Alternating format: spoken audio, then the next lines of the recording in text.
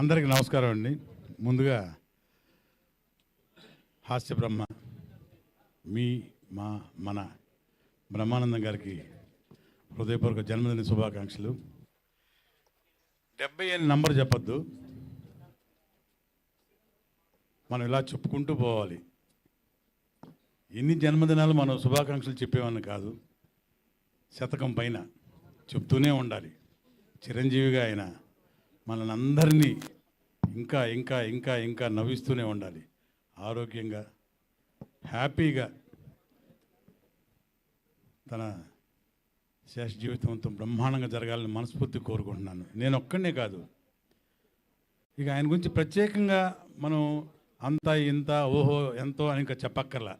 ప్రతిరోజు మనం దేవుణ్ణి ఎలాగ చూసుకుంటామో బ్రహ్మానందం గారిని కూడా అలాగే చూసుకుంటాం. నిజమా కాదా? మనకున్న దేవుడు ఆ దేవుడు. ఇక్కడ సెల్ ఫోన్స్లో ఉన్న దేవుడు మీమ్స్ దేవుడు బ్రహ్మానందం గారు. సో ప్రతి ఒక్కళ్ళు చిన్న పెద్ద అంటూ తేడా లేదు. చిన్న పిల్లవాడి దగ్గర నుంచి ముసలోళ్ళ వరకు ఏజ్ డిఫరెన్స్ లేకుండా సెల్ ఫోన్ తీసుకున్నారంటే బ్రహ్మానందం గారి మీమ్స్ చూడాల్సిందే, బ్రహ్మానందం గారి కామెడీ పాట చూడాల్సిందే. నాకు తమ్ముడు ఉన్నాడుగా, అన్నయ్య లేడు. నిజంగా చాలాసార్లు చెప్పాను, నన్ను కూడా అంత ఆప్యాయంగా తమ్ముడు తమ్ముడు తమ్ముడు అని పిలుస్తారు. ఎక్కడికి వెళ్ళినా సరే, ఎప్పుడైనా సరే. ఎందుకో తెలియదు, ఆ అనుబంధం అలా కుదిరిపోయింది.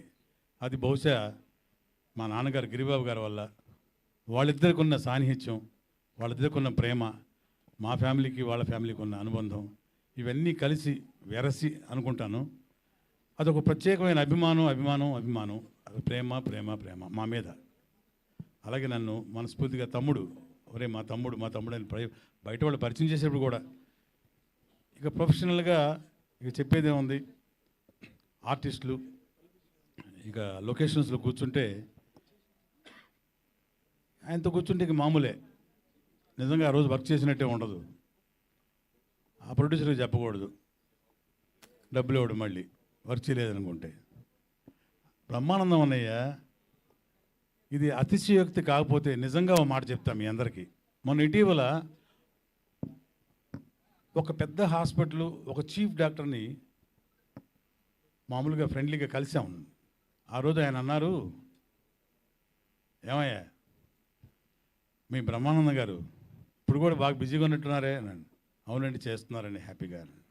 వెరీ గుడ్ అయ్యా. మేము ఇచ్చే మందులతోటి మా పేషెంట్స్ బ్రతుకుతున్నారు, అది మామూలే. సైకలాజికల్గా మీ బ్రహ్మానందం గారి మీమ్స్ ఆ వీడియోస్ చూస్తూ పేషెంట్స్ వాళ్ళ జీవితాన్ని ఎక్స్టెండ్ చేసుకుంటున్నారనే అన్నాడు డాక్టర్. ఒక చీఫ్ డాక్టర్ చెప్పిన మాట. ఆయన ఒక్కరే కాదు, ఎవరైనా ఏ డాక్టర్స్ అయినా సరే పొద్దున్న నుంచి సాయంత్రం దాకా ఆపరేషన్లు చేసి సర్జరీలు చేసి సాయంత్రం 9-10 ఇంటికి వచ్చి మేము చూసేది ఈ కామెడీ. బ్రహ్మానందం గారి 5-6 సీన్లు చూసి పడుకుంటామే, మాకు రిలాక్సేషన్, పొద్దున్నే హ్యాపీగా సర్జరీస్కి వెళ్తామా అని అన్నాడు. అలాంటి ఒక బ్రహ్మానందం గారు ఈరోజు 70వ సంవత్సరం ఇక్కడ జన్మదినం జరుపుకుంటూ మనందరం ఇక్కడ ఆయన ఫంక్షన్లో మనందరం కలవటం నిజంగా మనందరం అదృష్టంగా భావించాలి, గర్వంగా భావించాలి. సో అన్నయ్య మీకు 70 ఏళ్ళు కాదు 100 ఏళ్ళు హాయిగా ప్రశాంతంగా ఇంకా ఇంకా ఇంకా ఇంకా సినిమాలు చేస్తూ ఆల్రెడీ ఒక గిన్నిస్ రికార్డు, ఒక పద్మశ్రీ, ఒక డాక్టరేట్ కాదు 2 డాక్టరేట్లు ఇలా తీసుకున్న మీరు నెక్స్ట్ పద్మభూషణ్ తప్పకుండా మిమ్మల్ని వరించాలని కోరుకుంటున్నాను. పరిస్థితి కూడా మా అందరి వాంఛ కోరిక. థ్యాంక్ యూ అందరికీ. ఇక్కడికి వచ్చేసినందుకు అందరికి కళాభివందనాలు. మరొకసారి అన్నయ్యకి నమస్కారాలు. Thank you. Happy birthday. Thank you sir. Thank you so much for your valuable words. LB Sriram గారికి సాదరంగా ఆహ్వానం తెలియజేస్తున్నాము. ఎస్, నిజంగానే బ్రహ్మానందం గారి గురించి చెప్పాలి అంటే ఒక రోజు